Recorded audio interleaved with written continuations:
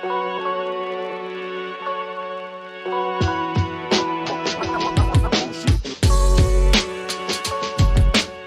we're going to start with the rapid fire round, but actually even before we start with that, there's going to be 15 questions. You can pass any of the question you like, but only one word or one sentence. All right, so the first one, at what age do you want to retire? At 90. How long does it take you to get ready in the mornings? I get up and I'm ready. Most embarrassing moment of your life? Oh, pass on that. Favorite color? Blue. What time of day are you most inspired? In the morning, 5 a.m. How many hours of sleep can you survive on? 7. Fill in the blank. An upcoming technology or marketing trend is blank. Is generative music. The city in which the best kiss of your life happened? Oh, it was in Germany, small town called Leonberg. Pick one, Mark Zuckerberg or Elon Musk. Elon Musk. The biggest mistake of your career? Not starting a company earlier. How do you relax? I listen to music and I like to run. How many cups of coffee do you drink per day? 3. A habit of yours that you hate? Waking up in the morning and having to take a really, really cold shower. The most valuable skill you've learned in life? Is just to start. Your favorite Netflix, Amazon, Apple TV show? Breaking Bad was awesome. The last movie that you saw that was memorable? Skip that. I've got kids. Didn't see any movies. The last song you listened to that was memorable? From the Stars. All right, well, that's the end of the rapid fire round. You did amazing. Thank you. We'll go on to the bigger questions, which you can answer with as much ease as you like. But before that, is there any one of the rapid fire questions you want to answer in greater detail? Oh, very good question.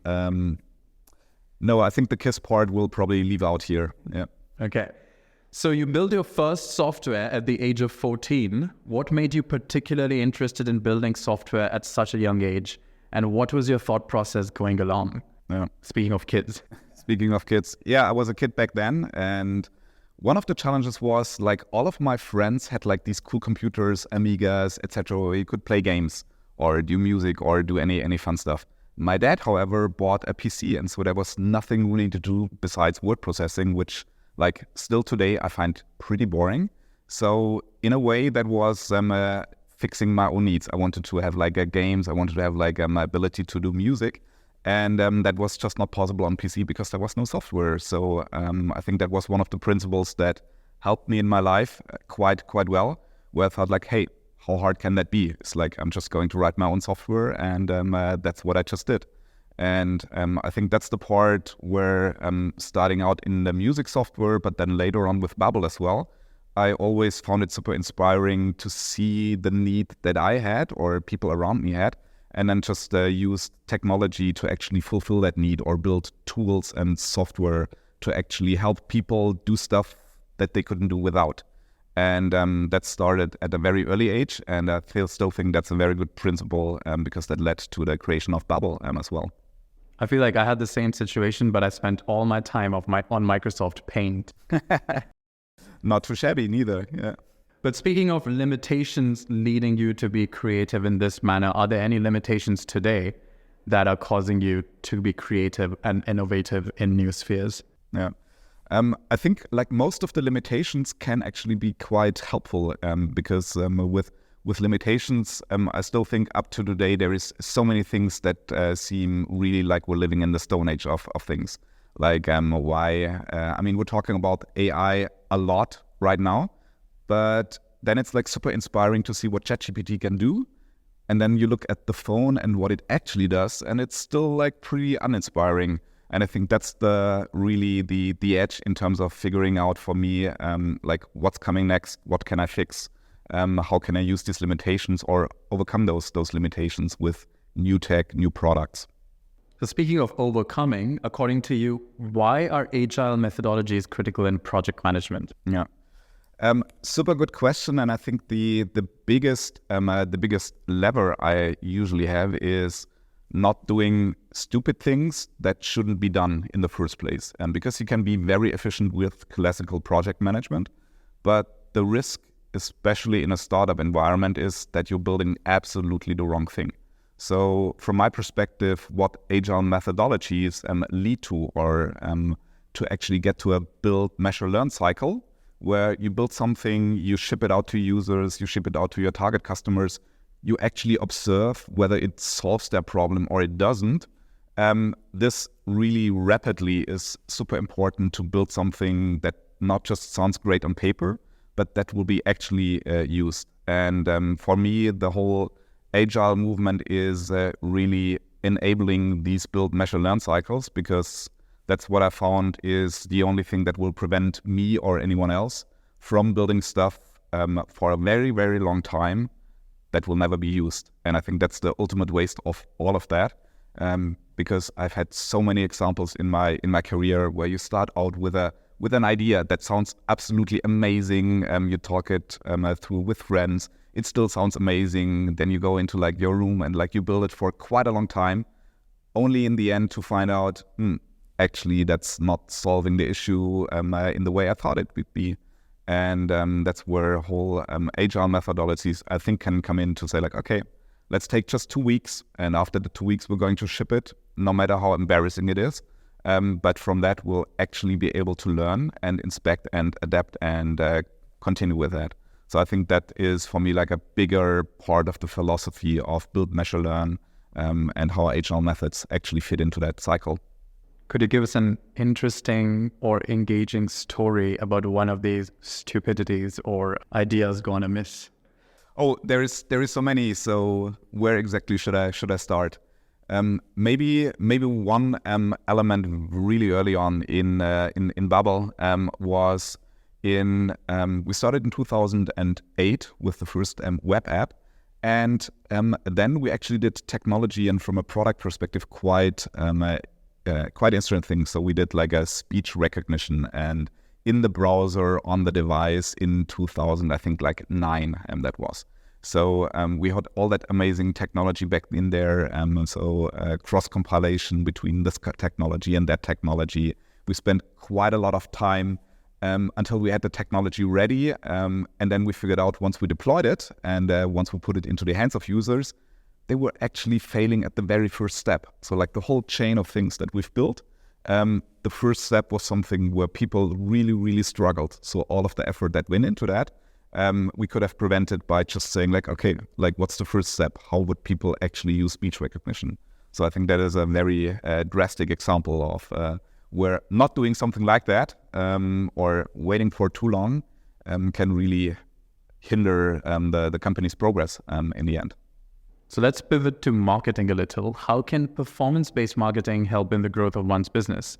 Do you think that performance-based marketing as a type of digital advertising is the need of the hour?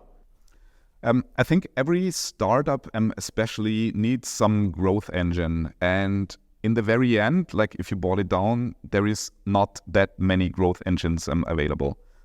So the whole digital advertisement is one of the growth engines. You can go for PR, virality as well.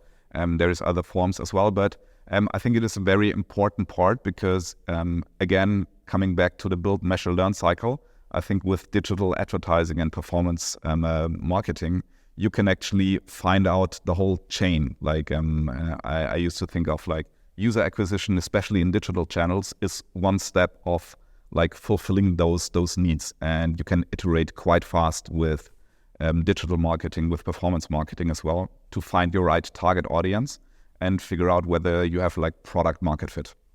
So what role do you think, in the answer to this and to another previous question, what role do you think instinct has to play in the modern world if we have growth-based marketing models and we have models for agile?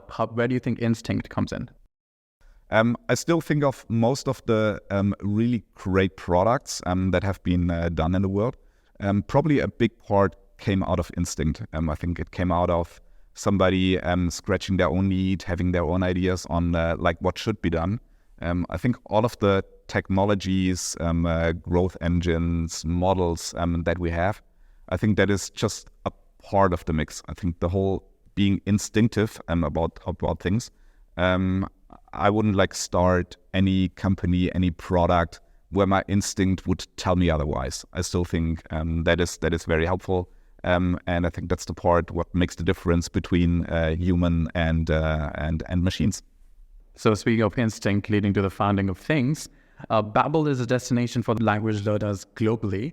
What was the problem that you identified for language learning that led to the creation of Babbel, and how did you identify it? Yeah. That was a very funny moment because all of the 4 co-founders of Babbel, we actually quit our jobs to start a music software tech company. So that was the moment. We all quit the jobs, we started out. And in that moment, one of my co-founders came and asked, like, hey, I want to learn Spanish. Is there, like, I couldn't find anything online. And that was about 2007. And we said, like, let me Google that for you. And it was Web 2.0, Flickr, everything was online, at least from our perspective. But language learning wasn't. So we said, like, okay, how hard can it be to build something like that?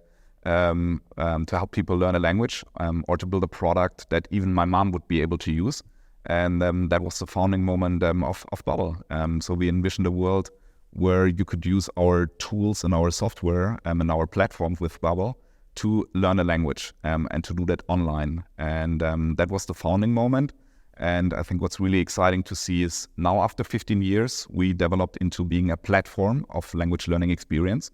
So we not just have like the self-study app that we started with, but we're doing podcasts, where we're doing games, and we have Babbel Live, which is our small group class led by experienced teachers, which is super helpful because it really helps you to learn and speak a language in the first place.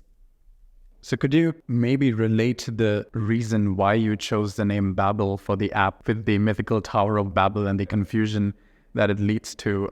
What role does technology have to play in this myth, and where do you think you could relate this to? Yeah. So when the first name of the company came out and like the idea of Babbel was there, honestly, I have to say I hated the name. That was my first instinct, but it grew on me over a couple of months because Babbel is really a way of, it has connotation, like you mentioned, around the Tower of Babel, but I think it has to do something with multiculturalism. Nowadays, there's lots of dialects, at least in Germany, where like there is a connotation of to babble, which is kind of like to casually talk. And I think it captures pretty well what we want to do with the company and with the product. So not to build a product for like the elite, but really to help millions of people learn and be able to speak a language in the first place. And I think Babbel is a very great name to actually express exactly that. All right, so what advice would you have for young minds who want to step into their entrepreneurial journey? Yeah, I think one of the things for all of those who need to hear it, there is no magic silver bullet out there. Most of the time it's going to suck. It's going to be really, really hard. But in the end, I think that can be the journey of your lifetime. And I think the very uttermost important thing is just to start. I think there is so many people out there who think they need that skill, they need like these other experience, they need that type of work experience before they can actually start. And I think in many cases, this is just your mind playing tricks with you.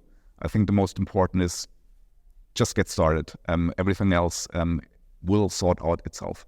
So besides your own sector, if I were to reverse back time and you had to start in another sector right now, what would be the other sector that you would encourage people to start in? That is a very hard question that I don't spend that much time thinking about because my brain is still 100% focused on how to actually solve language learning and how to bring Babbel to the next level. So I'd probably just start in language learning as well. And how do you feel with the entire focus of tech now moving to language and linguistics itself with generative AI and everything else? Yeah, I think that is extremely exciting. So my background is in computer science.